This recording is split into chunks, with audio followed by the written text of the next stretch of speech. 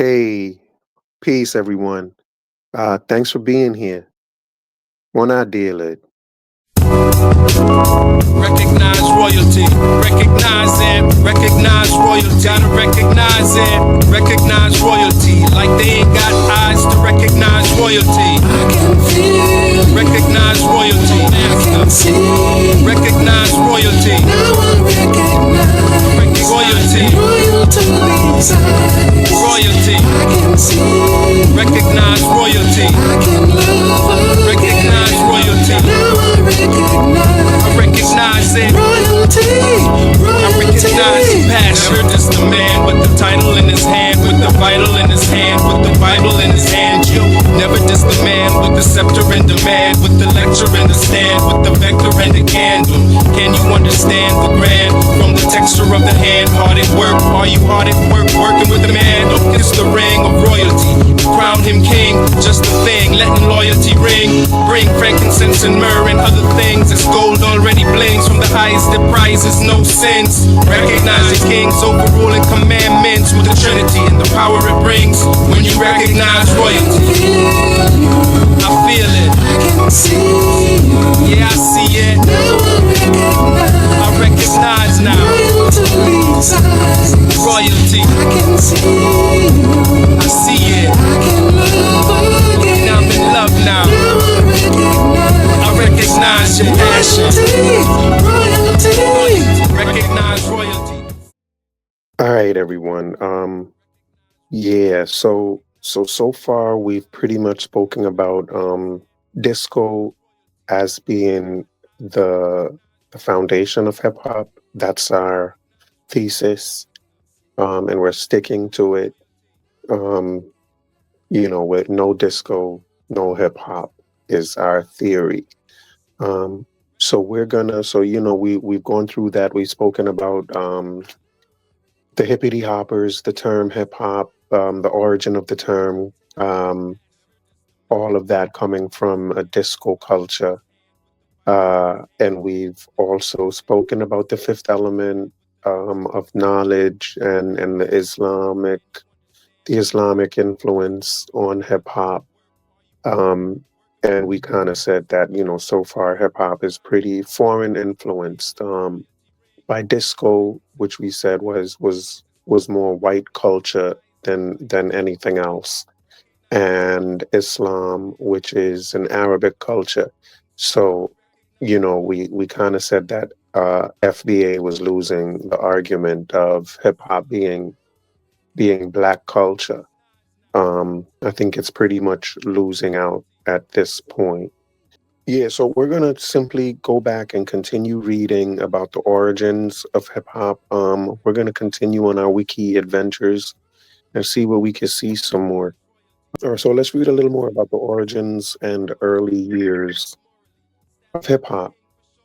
It says musical genres from which hip hop developed include funk, blues, jazz, and rhythm and blues recordings from the 1960s, 50s, and earlier. What where's where's disco? Why didn't it mention disco? I don't understand. This is just another example of wiping white people out of history, if you ask me.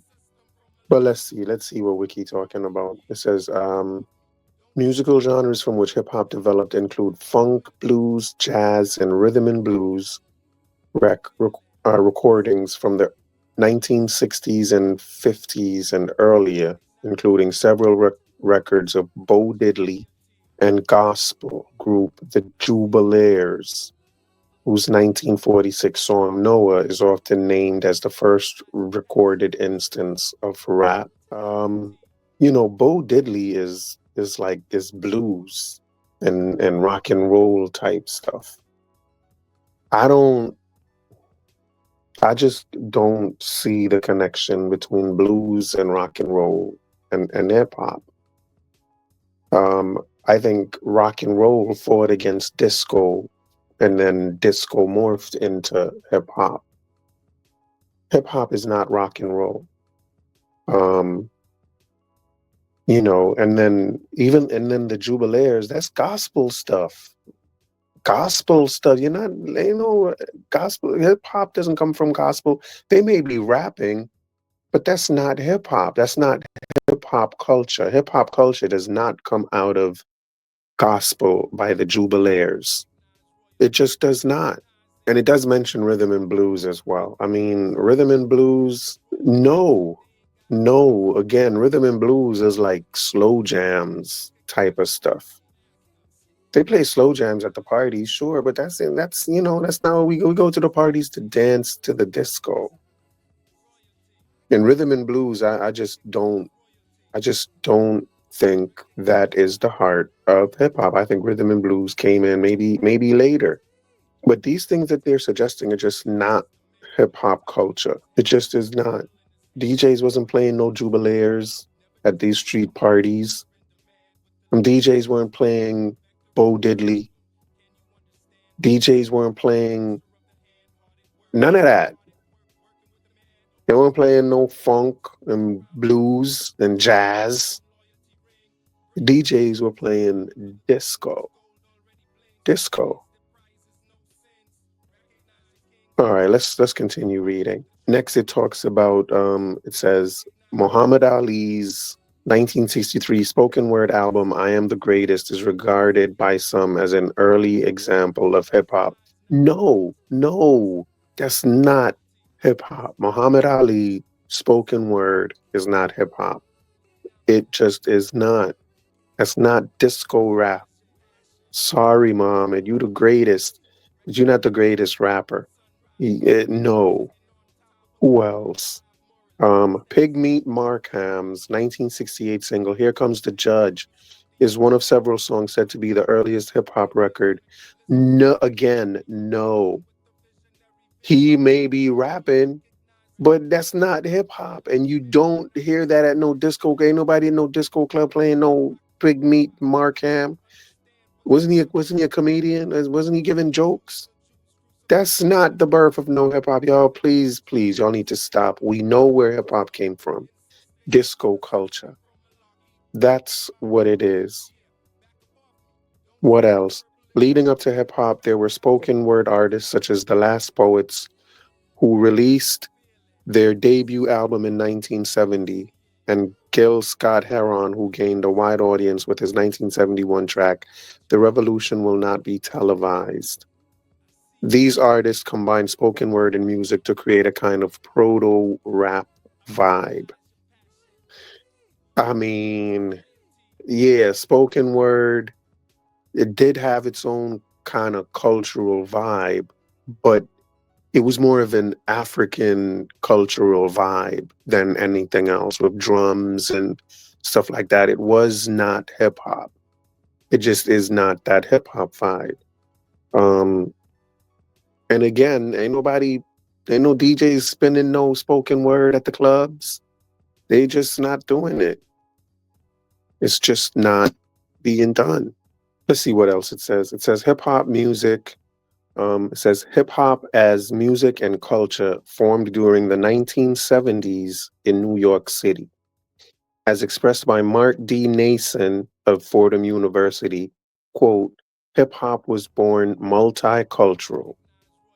Y'all heard that? Y'all heard hip hop was born multicultural, gaining influences from African American, Latin American, and Caribbean musical and dancing traditions.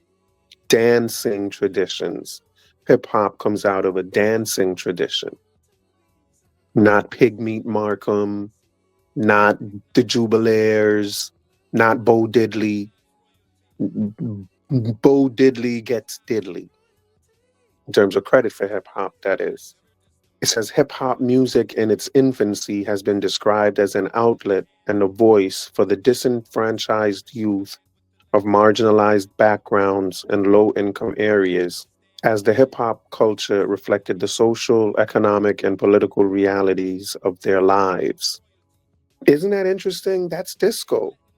Didn't we also say that that's what disco was? Wasn't disco a way for people, an outlet from the Nazi stuff that was going on in people's lives as well? Remember, what we spoke about when we hailed disco in part two, that disco, has that Nazi heritage, or, the fight against Nazism. It was a part of that, more in terms of a release for people to go to the disco clubs and dance their troubles away, I guess. Um, but yeah, and then here it's saying hip hop reflected the social and economic and political realities of their lives.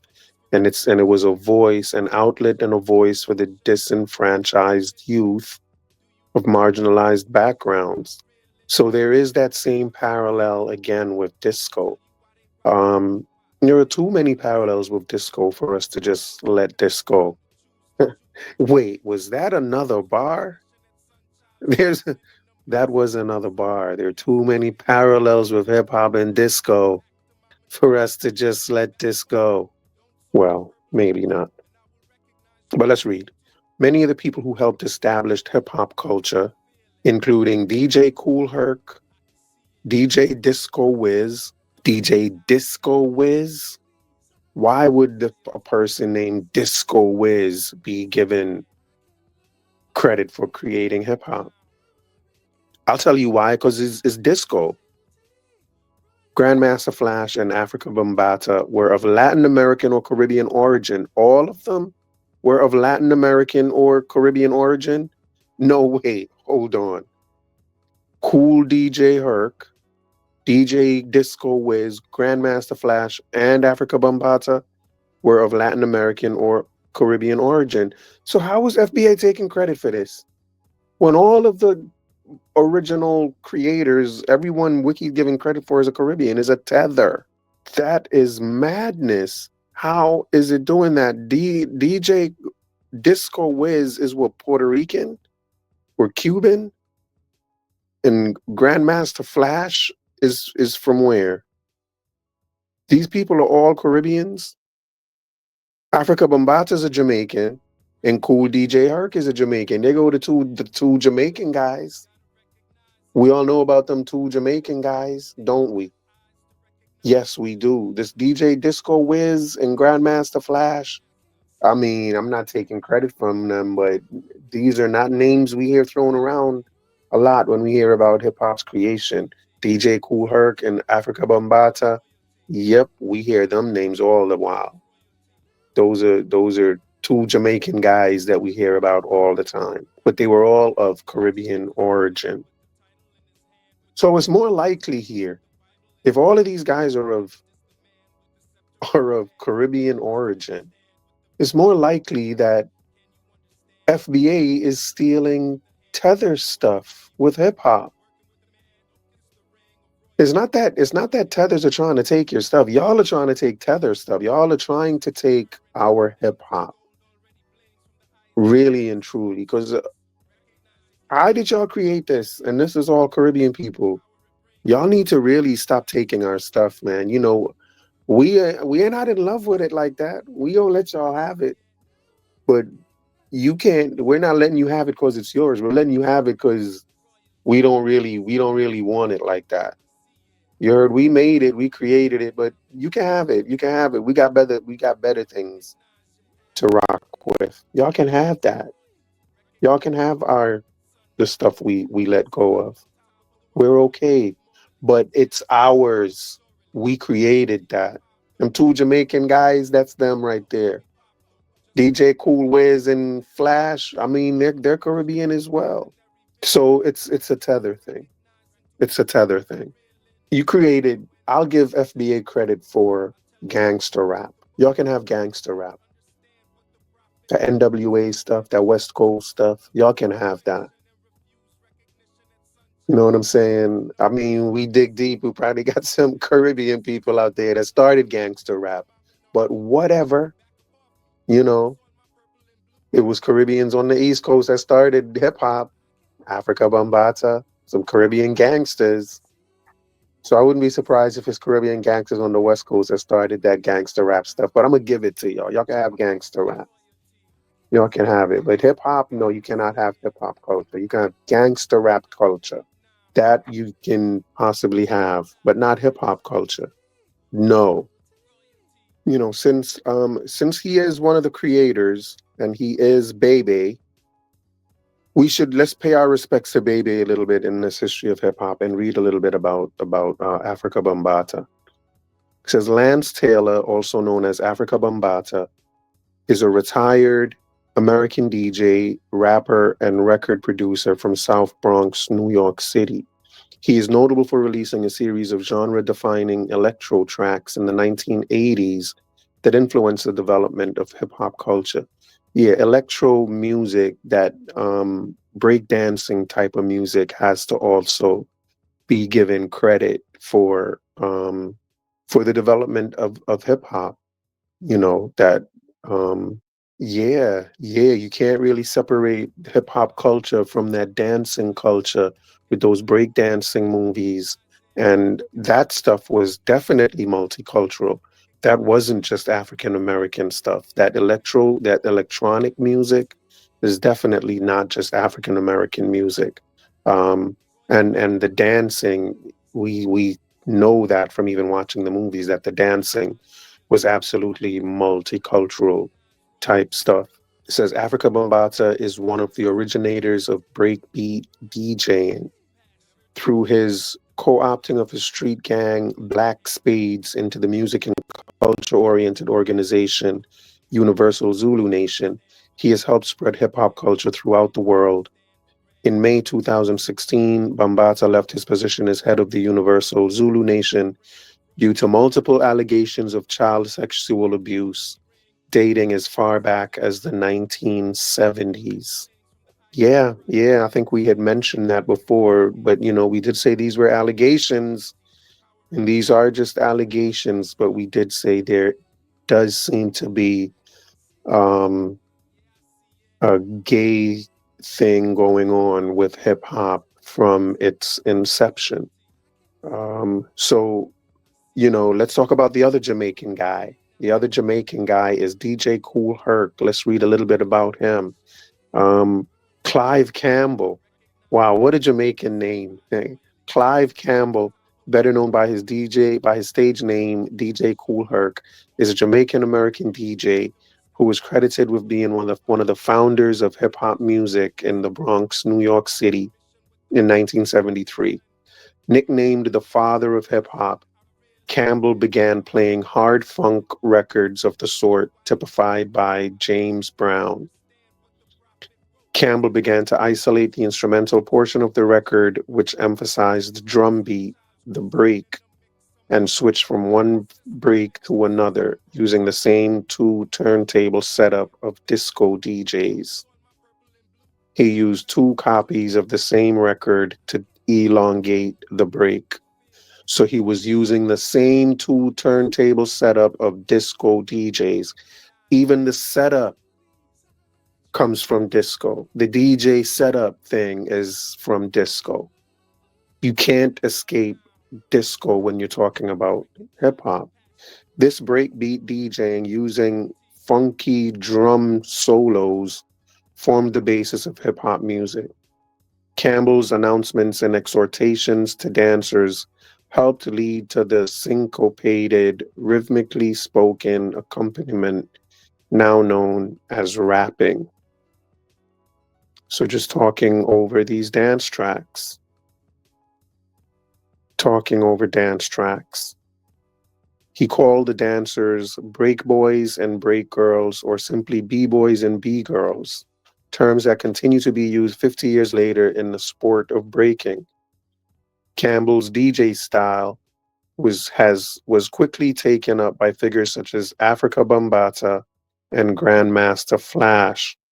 So they're actually given Herc the credit for the DJing style, and even the rapping as well. With his just talking over the beats and trying to get people to the dance floor.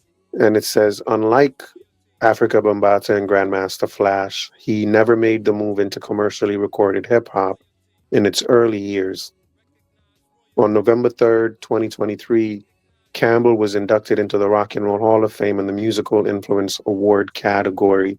Man, if he's in the Rock and Roll Hall of Fame, it's because of hip hop. It's because he's considered the father of hip hop. You know what I'm saying? And that's what he is. He's the creator.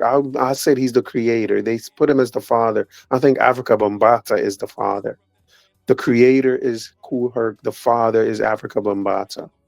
You know what I mean? I'm the two Jamaican guys, the creator and the father. Can't get around it. They're both Jamaican guys. And then we have the GOAT, which is Biggie Smalls. Biggie, arguably the GOAT, is another Jamaican guy. And the teacher, KRS-One, another Jamaican guy. Look at that. We run things when it comes to hip hop. We run it. Our signature is all over it. We're the creator, the father, the GOAT, and the teacher. Come to the teachers. All right, but let's go back to our reading. It says it's hard to pinpoint the exact musical influences that most affected the sound and culture of early hip hop because of the multicultural nature of New York. Hip hop's early pioneers were influenced by a mix of cultures due to the city's diversity. So again, they're giving this up to diversity and multiculturalism. Hip hop is a multicultural phenomenon. It's not a Black culture phenomenon. It's very multicultured. The city experienced a heavy Jamaican hip hop influence during the 1990s.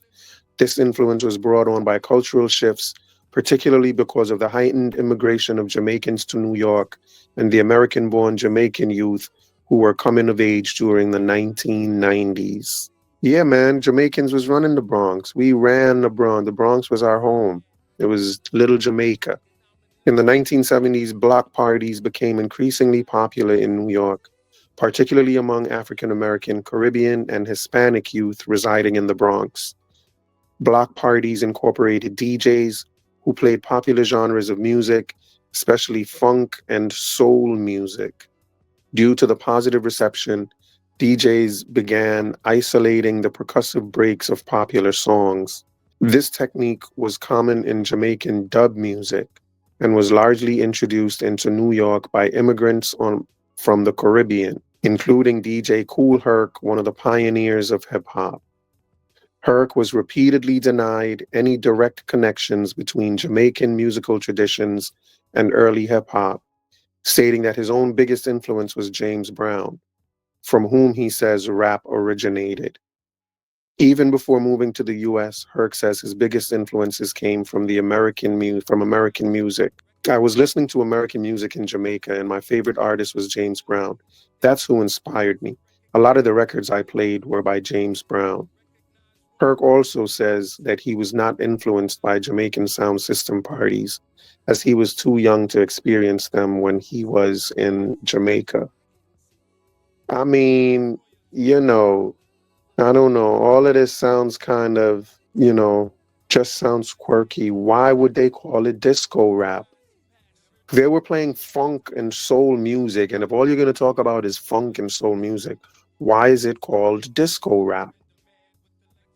That's the part that's not making any sense to me, and the fact that it's disco just makes more sense to me. It comes out of a dance culture. Funk and soul music is not dancing music. Am I missing something? Disco is dance music, and disco is a dance culture. Funk and soul is more blues than anything else. Anyway, Herc also says he was not influenced by Jamaican sound system parties as he was too young to experience them when he was in Jamaica. I think Herc is just being humble. I think he's just being humble. He may have felt the pressures of people trying to say he's not the creator and blah, blah. But I think it's his humility kicking in. In a 2020 interview, DJ Kool Herc's sister, Cindy Campbell, said she wanted Jamaica to reclaim hip hop because, as she put it, we are the ones who brought the style and the technique to America, which later became hip hop. That's right, Cindy. Cindy, look it. Cindy, look it. You right. It's our stuff. It's this Jamaicans created hip hop. Let them know, Cindy. I'm with you. because the percussive breaks in funk, soul, and disco records were generally short. Oh, finally they mentioned disco. Finally, because the percussive breaks in funk, soul, and disco records were generally short, Herc and other DJs began using two turntables to extend the breaks. On August 11, 1973, Kool Herc was the DJ at his sister's back to school party. He extended the beat of a record by using two record players, isolating the percussion breaks by using a mixer to switch between the two records. Herc's experiments with making music with record players became what we now know as breaking or scratching. So Herc invented scratching too. So scratching, he invented breaking the beats, he invented rapping. All it is cool DJ Herc. And this man is not I mean, I don't know what else to say. A second key musical element in hip hop music is emceeing, also called emceeing or rapping. Emceeing is the rhythmic spoken delivery of rhymes and wordplay, delivered at first without accompaniment and later done over a beat. This spoken style was influenced by the African American style of capping, a performance where men try to outdo each other in originality of their language and try to gain the favor of the listeners. Yep, capping. That's an African American style of capping. It says rapping comes out of capping. That's not cap. The only capping going on is saying African Americans created hip hop. That's capping. The basic elements of hip hop: boasting raps, rival posses or groups, uptown throwdowns, and political and social commentary were all long present in African American music. MCing and rapping performers moved back and forth between the predominance of songs packed with a mix of boasting, slackness, and sexual innuendo, and a more topical, political, socially conscious style. The role of the MC originally was as a master of ceremonies from a DJ dance event. The role of the MC was for a dance event. The MC would introduce the DJ and try to pump up the audience. The MC spoke between the DJ's songs, urging everyone to get up and dance. MCs would also tell jokes and use their energetic language and enthusiasm to rev up the crowd. Eventually, this introducing role developed into longer sessions of spoken, rhythmic wordplay and rhyming, which became rapping. I think that's enough that I want to talk about. So at least they did mention, the disco records. Hip hop is called disco rap for a reason. And I think when we talk about, and I think that reason is because the main type of music they were messing around with at dance parties were disco music. You know, prove me wrong, damn it. But why else would they call it disco rap if disco was not, the mainstay of the culture? Um, yes. And so, it appears clear to me that hip hop is more Jamaican than FBA. It's absolutely more Caribbean than FBA. In terms of the originators, all the originators is Caribbean. So it's definitely a multicultural thing. Hip hop is not black culture. That you're doing a disservice to hip hop by saying that. Not that, you're just being crazy. You're doing a disservice to history, really, you know? And the funny thing is, it's people who from outside of the Bronx, from outside of New York, that wants to say that hip hop is black culture. People from New York ain't really saying that. At least I hope they're not saying that. That would be crazy. Anyone from New York that's saying that would have like a really hard time of explaining that, and you know, kind of just making sense of that in lieu of just how diverse New York City is. And I'm talking anywhere in New York City. It's just too diverse, you know? So we're claiming it. Hip hop is more Jamaican. We got is them two Jamaican guys, Kool Herc. Wiki gave him credit for MCing, rapping, scratching, break beats. What else is there? What else is there? The break dancing? And the Latinos got that. Like I don't know. The Latinos and the electronic music culture, I think they take that dancing piece of hip hop. I think they definitely take that. So, y'all really stealing our hip hop. You guys accuse us of that. Y'all accuse us and say we've taken your R&B and created reggae music. Well, you took our hip hop, man. Hip hop is Jamaican people, them Jamaican guys, you know. So this video is two Jamaican guys and a white girl. The Jamaican guys, if you haven't figured it out, it's DJ Kool Herc and Afrika Bambaataa. And the white girl is disco. The white girl is disco. So it's two Jamaican guys and a white girl. That is the origin of hip hop. Two Jamaican guys and a white girl. And we're gonna get a little bit more into the white girl soon. Wait, hold on. Hold on. That didn't come out right. We're gonna explore more about the white girl pretty soon. But where are we? We got it's the Jamaican DJ, Kool Herc, the Jamaican gangster, Afrika Bambaataa, the Jamaican gangster turned DJ, and then the white girl dancer, the disco dancing white girl, which is disco. Two Jamaicans and a white girl.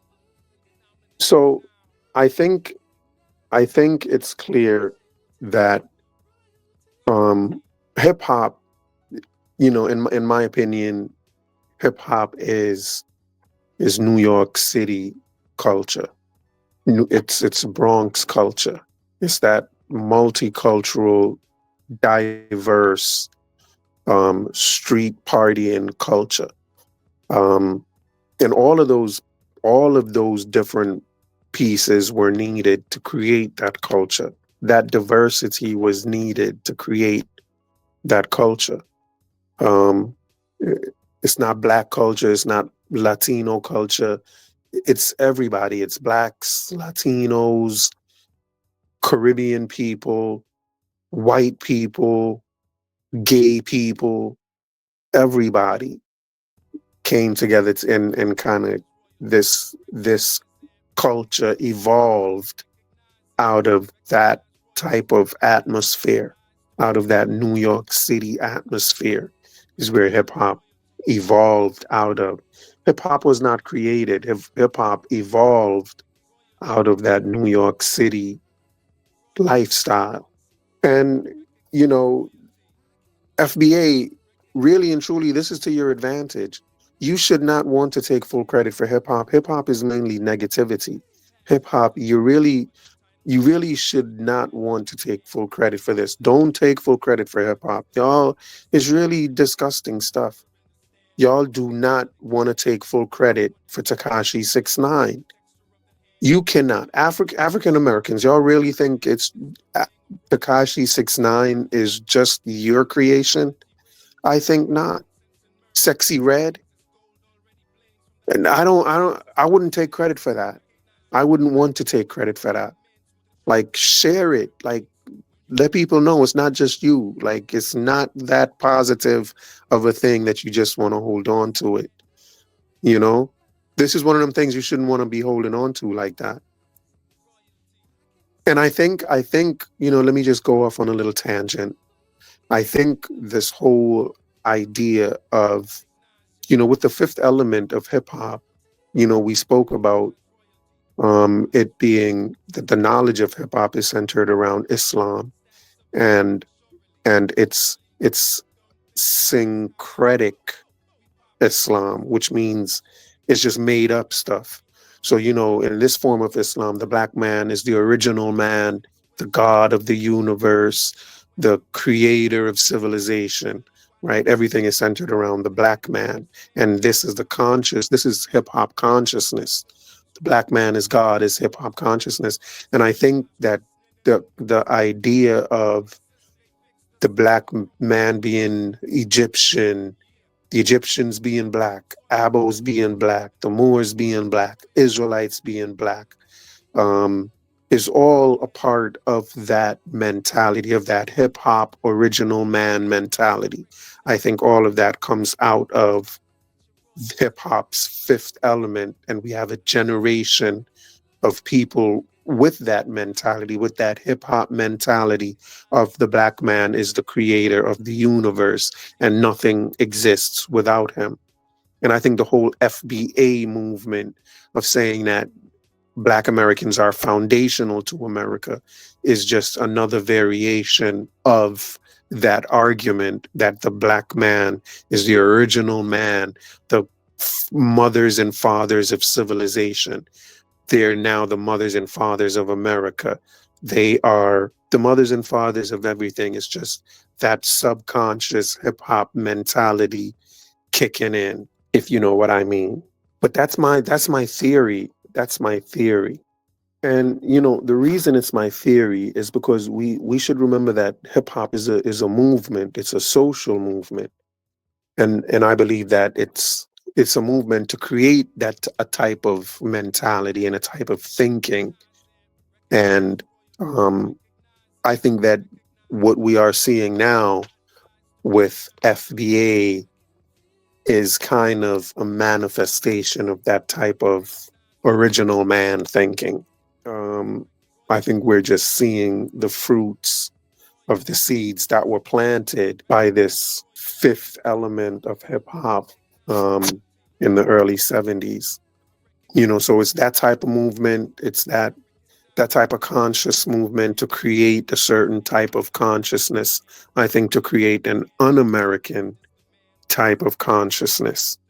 Um, and I think that the gay agenda was also tied into that as well. I think there was a gay consciousness attached to that as well. Um, because you can't really separate hip hop from homosexuality. It's just not possible. It goes all the way back to Afrika Bambaataa, as we said, and it's always been a part of, hip hop culture. And that I think is where what we're gonna talk about next is just hip hop as a movement, a social movement, and I think that should point to us really and truly that hip hop is not a black creation.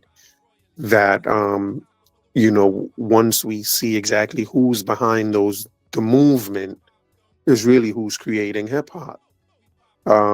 And so far we've seen that there's a Islamic consciousness movement of original man, God of the universe type thinking, and we're also seeing a, a drug use and sexual promiscuity movement as well within hip hop. Hip hop is about drugs and sex and gang activity. And I think that's all a part of the movement and the un-American stuff that was being pushed onto American youth. And I think that the people behind that movement are more, in my estimation, are more going to be given the credit for creating hip hop. And I think that once we see who those people are, we'll say that hip hop is definitely not a black creation. It's not of the black culture. So that's where we are, man. That's where we are. I think this is a good place to stop for this show, for this episode. Episode, what is this? Episode 6? Yes. Actually, no. No. We want to talk about the white girl some more. So let me talk about the white girl just a little bit more. I want to point your attention to Zylberberg. A little bird that was watching the series sent me this link on Régine Zylberberg, born Rachel Zylberberg. So I want to talk about her just a little bit and see what she has to do with all of this, with hip hop. It says Régine Zylberberg, often known mononymously as Régine, was a Belgian-born French singer and nightclub impresario. She dubbed herself the Queen of the Night. Rachel Zylberberg was born in Anderlecht, Belgium, to Polish Jewish parents, Joseph Zylberberg and Taube Rothstein. She spent much of her early life in hiding from the Nazis in occupied wartime France. Yeah, so I guess that's the disco connection, maybe. Abandoned in infancy by her unwed mother, who moved to Argentina, she was 12 when her father was arrested by the Nazis. She hid in a convent where she was reportedly beaten. After the war, she sold bras in the streets of Paris. Her father, Joseph, managed to survive the war. He opened a cafe in Paris's Belleville neighborhood. Zylberberg had one son, Lionel, from her first husband, Leon Roth Cage, whom she married when she was 17. Known as Régine, she became a torch singer. By 1953, she was a nightclub manager in Paris.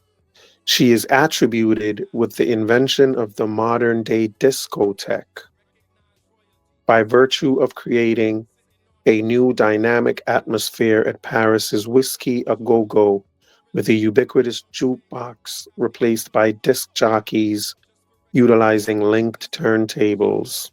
Zylberberg's Paris Whiskey A Go-Go became the inspiration for the later establishment of the Whiskey A Go-Go nightclub in Los Angeles. So there it is, ladies and gentlemen. The creator or the inventor of the discotheque, Régine Zylberberg, the white girl. It says she actually created the new dynamic atmosphere.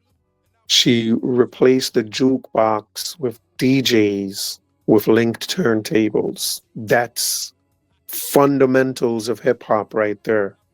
And here is this young lady in France who is attributed with creation of the discotheque. And we said the discotheque is from which the street parties of hip hop were invented. So I think, we did say the white girl was disco, but I think that's generally speaking, if you want a specific white girl, here she is. Her name is Rachel Zylberberg. Put some respect on her name. You heard? So those are two Jamaicans and a white guy and a white girl. The Jamaican DJ, Kool Herc, the Jamaican gangster, Afrika Bambaataa, and the white girl disco dancer, Rachel Zylberberg. There you have it. There you have it. So this is definitely a good place for us to stop with this episode. And so far, Black folks, you're losing. You're losing. Y'all did a lot of rapping, but hip hop is not just rapping. Hip hop is not just rapping. Anyone who thinks hip hop is just rapping is just capping. Right? And let's remember, rapping is capping. Rapping is capping. So the main part of hip hop that y'all contributed was capping. I mean, I didn't say it. Wikipedia said it, not me. It was Wiki. All right, y'all. So we got one more part to go. The best was left for last. You know what I mean? In terms of the creation of hip hop. So we got the last episode 7, volume I mean, part 7 to go. So please check out that last one. As usual, remember to hit the like button. Please hit the like button. You can subscribe, turn on your notifications. I hope to have a lot going on this channel. So, be notified. Come hang out with me in the Discord. American Dream is alive. Come hang out with us.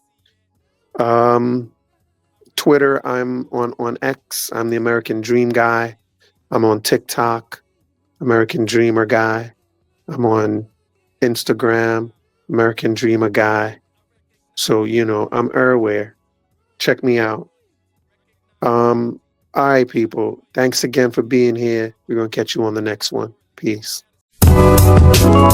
Recognize royalty, recognize it, recognize royalty, gotta recognize it, recognize royalty, like they ain't got eyes to recognize royalty. I can feel, recognize royalty, I can see, recognize royalty, now I recognize royalty, royalty's eyes, royalty, I can see, recognize royalty, I can love, recognize royalty, now I recognize it. Royalty, royalty. I recognize the passion. Never just the man with the title in his hand, with the vital in his hand, with the Bible in his hand. You never just the man with the scepter and demand, with the lecture and the stand, with the vector and the candle.